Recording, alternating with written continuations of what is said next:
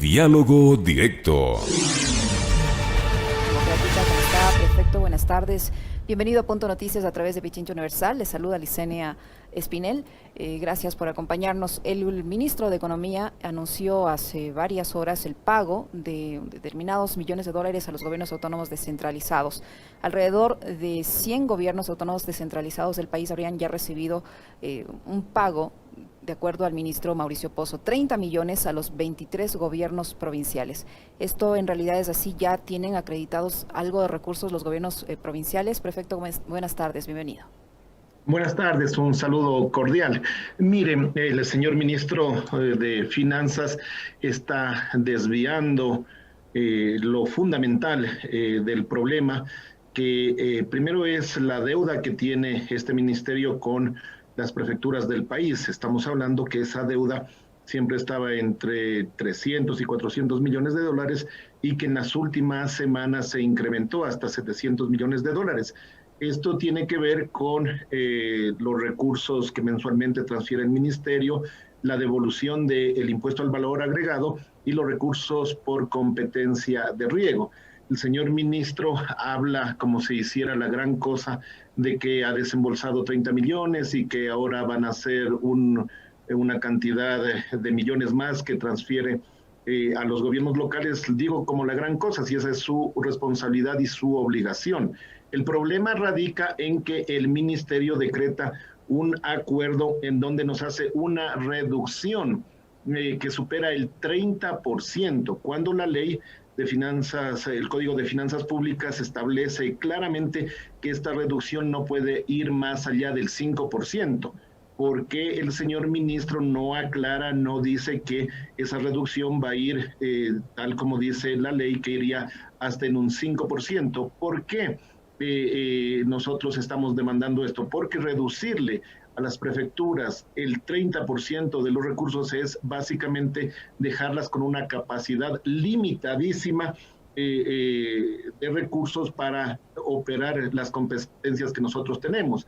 Si lo que hace el ministerio, esto se cristaliza y no se hace ningún cambio, nosotros estaríamos con los ingresos que tuvimos en el año 2011, es decir, 9 años de retroceso. Entonces, señor ministro, no queremos nosotros que anuncie que va a pagar tal o cual cantidad de fondos. Queremos que anuncie cuándo se va a igualar con las deudas que tiene con las prefecturas del país y queremos que anuncie cuándo va a establecer el nuevo acuerdo ministerial que únicamente reduzca de acuerdo a lo que permite la ley, 5% máximo y no la reducción del 30% que el exministro Martínez la dejó firmando el decreto que usted lo derogó, señor ministro Pozo.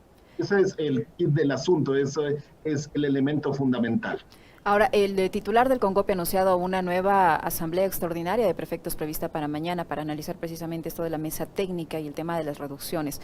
¿Qué esperan que se dé en esta reunión? ¿Cuál va a ser la decisión de la asamblea extraordinaria del CONGOPE frente a esta realidad que al parecer no va a cambiar? Mire, yo creo que el malestar de los prefectos ha ido evolucionando. Los colegas prefectos de muchas provincias ya en los grupos internos que tenemos están impulsando ya el endurecimiento de nuestra posición. Yo como prefecto del Carchi estaré apoyando estas decisiones porque si no el ministro y el gobierno se van a seguir riendo de las prefecturas del país. Nosotros tenemos una responsabilidad con los pobladores de nuestras provincias y la defensa de los recursos tiene que ser una defensa firme. Vamos a impulsar, vamos a seguir apoyando a nuestro presidente, el prefecto de Imbabura, el compañero Pablo Jurado, pero la posición, al menos mía y de muchos compañeros prefectos, va a ser una defensa frontal de estos recursos. El establecimiento de una mesa técnica, esto lo hemos venido pidiendo con mucho tiempo atrás, recién ahora que emiten un decreto inconsulto que nos rebaja el 30% de los recursos, el ministro llama a la conformación de la mesa técnica. Ya no creemos en este gobierno, vamos a mantener el diálogo, pero el diálogo tiene que ser sobre la base del cumplimiento de la ley. Ni un centavo más tienen que Es decir, reducirle. máximo el 5%, no el 30% en ningún caso. Por supuesto, nosotros entendemos cuál es la situación del país, por eso la ley mismo establece hasta un monto máximo de reducción. Bueno, pues se nos haga esa disminución, pero no como pretende hacerlo el ministro de Finanzas. Esto es ilegal, es inconsulto y prácticamente estaría limitando tremendamente la capacidad de gestión y de inversión de las prefecturas. Esta mesa técnica va a resolver además el tema de los 323 millones que dice el ministro Pozo. ¿Están dentro de los convenios de inversión con el Banco del Estado, los denominados FINGAD, o eso es un tema adicional? Mire, este es un tema que está dentro de las deudas que mantiene el ministerio con las prefecturas. Se establecieron estos denominados FINGAD en 3 versiones, que lo que buscaba es que el ministerio, conforme vaya teniendo recursos, los transfiera las competencias, los recursos de transferencia de riego a través del Banco de Desarrollo, pero no ganamos nada. El Banco de Desarrollo lo único que hace es ser un bypass. Le llegan los recursos del ministerio y él nos entrega a las prefecturas. No necesitamos ese bypass. Diferente sería si el ministerio si el banco pone los recursos, le presta temporalmente al Ministerio de Finanzas y nos entrega el dinero a tiempo.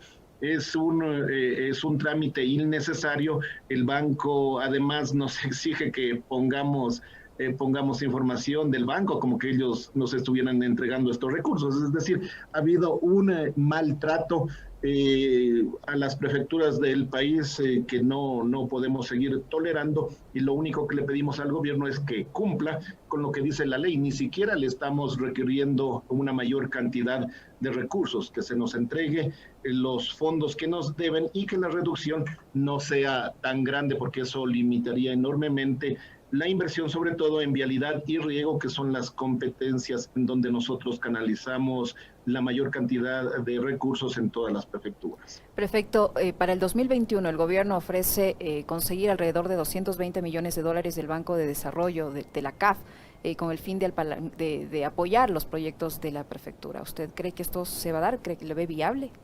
Mire, nosotros le hemos pedido al gobierno que pueda crear una línea de crédito especial para las prefecturas. Ha dado buenos resultados la línea de crédito de saneamiento que ha hecho para los municipios y para los gobiernos parroquiales, con fondos no reembolsables de hasta el 60%, pero este gobierno no ha tenido un trato en ese sentido con las prefecturas. Nosotros le pedimos una línea de crédito específicamente para vialidad que tenga algún componente no reembolsable, que pueda ir hasta en un 60%, esto dependiendo del tipo de obra, del área o el nivel de pobreza donde se vaya a ejecutar, es decir, con algunos indicadores. Ese anuncio que lo hizo, esperamos que tenga estos componentes, porque si no, sería nada más que un crédito igual, similar, que lo maneja el banco. Ojo, el Banco de Desarrollo tiene unas tasas que van del 8% hacia arriba, es decir, es una banca pública de desarrollo, pero que no se refleja el objetivo de desarrollo en la tasa de interés. Es un crédito carísimo, y por eso el Ministerio de Finanzas, cuando nosotros pedimos la garantía soberana para acceder directamente a créditos con instituciones internacionales, nunca nos lo entrega. Es decir, nosotros tenemos una banca de desarrollo muy costosa, al menos como prefecturas del país. Estamos conversando con Guillermo Herrera, prefecto de Carchi y presidente nacional de la Izquierda Democrática. Prefecto, ¿usted cree que les hace falta a los prefectos como tal, en su organización, en su agremiación, más contundencia? Mire lo que pasó con la AME. La AME amenazó o realizó una huelga de hambre relámpago, amenazó con movilizaciones, se movilizó de hecho acá, estaba prevista una movilización para hoy y finalmente consiguió que le transfieran algo de recursos y que den de baja algunos documentos que establecían precisamente disminuciones en sus presupuestos. ¿Qué medida deberían tomar ustedes para presionar y que tengan un trato igualitario a las alcaldías? Sí, miren, yo creo que en una democracia, en una sociedad civilizada, el diálogo debe ser el principal aliado de los gobernantes, tanto nacionales como locales. Sin embargo, este gobierno no conoce de diálogo, no conoce de cumplir la palabra. Hemos firmado convenios, los FINGAD, por lo menos el FINGAD 3, que lo firmamos con bombos y platillos, que nos hicieron ir a la ciudad de Guayaquil, ahí con la presencia del ex vicepresidente, y hasta ahora no hemos recibido un solo centavo. Es decir, este gobierno no sabe ni de diálogo, tampoco entiende de cumplir la palabra, y frente a eso no nos queda más camino que endurecer la posición. Usted lo ha descrito muy bien, como el AME, tomando algunas acciones, ya de hecho consiguió al menos algunos elementos. Yo creo que deberíamos estar unidos los tres niveles de gobierno, y que no solamente sea el levantamiento de este decreto que nos hace esa reducción tan grande, sino la expedición ya de un nuevo decreto. No pedimos nada que vaya más allá de la ley, que nos hagan una reducción conforme a lo que dice la ley, y allí habremos obtenido o logrado el objetivo como gobiernos locales. Creo que ahí faltó un poco, lo digo con mucho respeto, creo que ahí faltó un poco la gestión final de las alcaldías, pero bueno, nosotros como prefecturas, el día de mañana estoy seguro que vamos a establecer ya una posición más dura, porque lo que buscamos es que nos entreguen los recursos que tanta falta hacen para nuestras instituciones.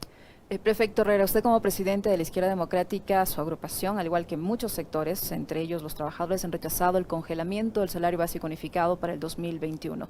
El argumento del gobierno obviamente es la situación económica, la crisis derivada del COVID-19, que hay deflación y no hay inflación, y que no hay ningún indicador que deba proporcionar un incremento salarial.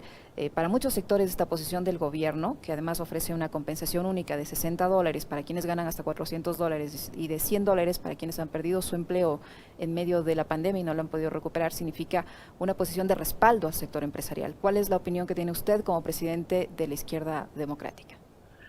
Mire, nosotros rechazamos de plano que es un hecho sin precedentes, al menos en la historia reciente del país. Desde que volvimos al sistema democrático, no ha existido un solo gobierno que haya tenido esta posición como la del señor presidente Moreno.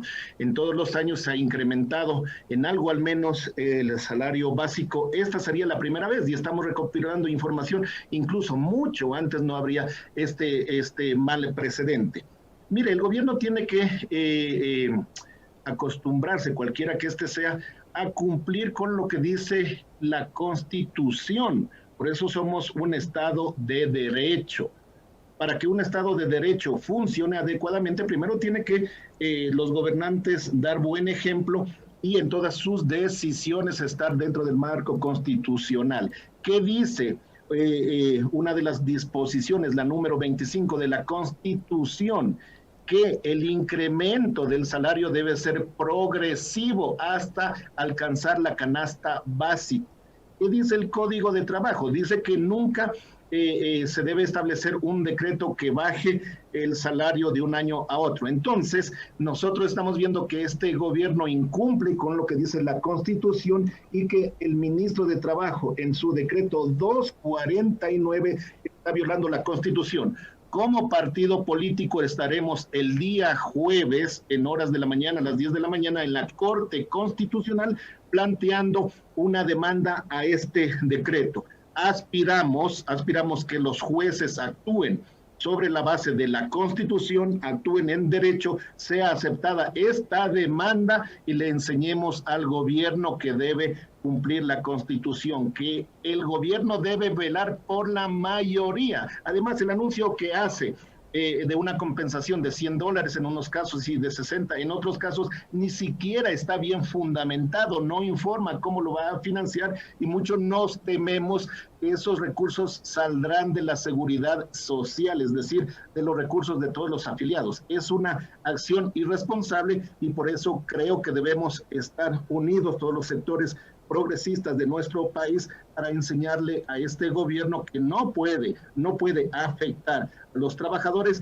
y que no puede emitir un decreto tan impresentable. Aquí hago un llamado a los señores asambleístas que vuelvan de su vacancia, el señor Litardo convoque a una reunión extraordinaria y que inmediatamente le llamen a juicio político al señor ministro de Trabajo. Para eso está la Asamblea, para defender a los ciudadanos, para defender a los trabajadores, que por lo menos en estos últimos meses retomen una posición digna como institución, la Asamblea, y haga respetar el derecho que tienen los trabajadores de este país. Muchísimas gracias, prefecto, por su tiempo y por la información que nos ha proporcionado. Ustedes han escuchado a Guillermo Herrera, prefecto de la provincia de Carchi y presidente nacional de la Izquierda Democrática, que este jueves presentará una demanda de inconstitucionalidad por el congelamiento del salario básico unificado para el 2021. Gracias, prefecto.